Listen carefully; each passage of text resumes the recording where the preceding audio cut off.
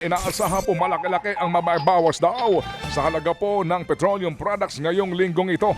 Sa unang 4 na araw po ng trading, nasa 4 hanggang 5 piso per liter ang posibleng i-rollback sa halaga po ng diesel at gasolina. Dahil yan sa inaasahan pong pag-usad ng negosasyon sa pagitan pa rin po ng Iran at ng Estados Unidos sa pagwawakas po ng gera sa gitnang silangan.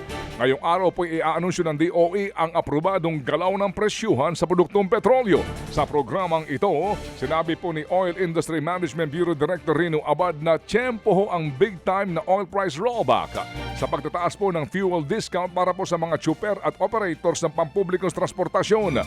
Mula sa dating 10 piso, magiging 12 na per liter po ang diskwento epektibo sa Sabado, August 15. Samantala, nananatiling suspendido ang taas pasahe para sa mga jeepney. Yan po'y ayon sa LTFRB.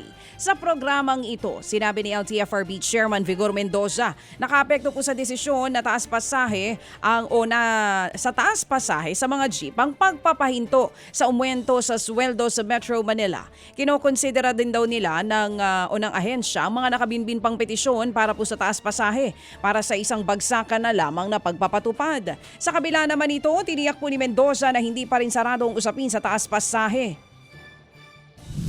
I guess it's not a question kung justified ba ang fare increase. It's more of napapanahon ba iakyat ngayon given the yung mga gastusin rin ng ating mga commuters. Nakikita man natin ang punto nila, a fare increase is more permanent than the subsidies. No? It's just a question of timing. Kasi po ang hirap naman na tinanggal natin yung wage increase sa ating mga mananakay tapos tataasan pa natin yung gastusin po nila. Yan nga po ang tining ni LTFRB Chairman Attorney Vigor Mendoza. Samantala, nagpatupad po naman ng temporary import ban ang Agriculture Department sa mga buhay na hayop at animal products mula po Azerbaijan, Bahrain, Cyprus, Iraq, Israel, Kuwait at Palestine. Ito nga po'y bunsod ng kumpirmadong outbreak ng foot and mouth disease o FMD sa 7 mga bansang nabanggit. Kabilang po sa pinagbabawal ang pagpasok nga po ng mga buhay na baboy, baka, kalabaw at ilang panghayop na maaari pong tamaan ng FMD. Gayon din po ang ilang karne at animal products.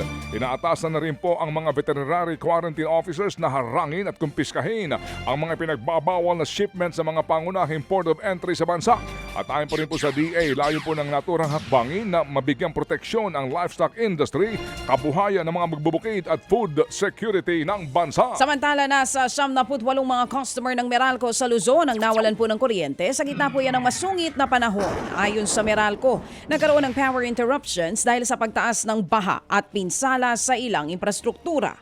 Karamihan sa mga naapektuhan ay nasa Cavite. Meron ding naitala sa Metro Manila, Laguna, Bulacan, Rizal at sa Batangas. Pero ang gitnang kumpanya, 1% lang ng kabuuang customer ay base po o customer base ng power distributor ang nawala ng kuryente. Tiniyak naman ng Meralco na inaasikaso na ng mga tauhan nito ang pagkumpuni sa mga apektadong koneksyon.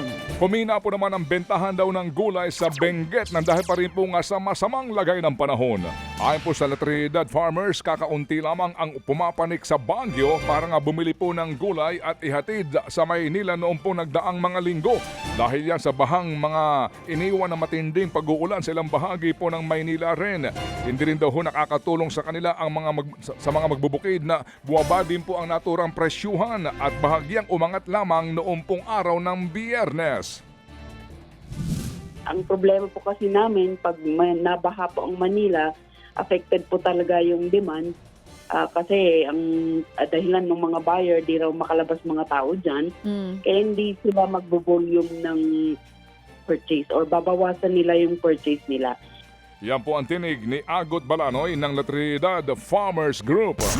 Mga kapatid, patuloy po kayong tumutok sa 105.9 True FM para sa totoong balita, impormasyon, music and entertainment. Mag-subscribe sa aming YouTube channel at podcast at sundan nyo kami sa Facebook, Instagram, X at TikTok sa True Network PH. Bisitahin din po ang aming official website, truefm.ph. At panoorin din kami sa True TV Signal, Channel 19. Kami po ang 105.9 True FM. Laging true sa'yo, kapatid.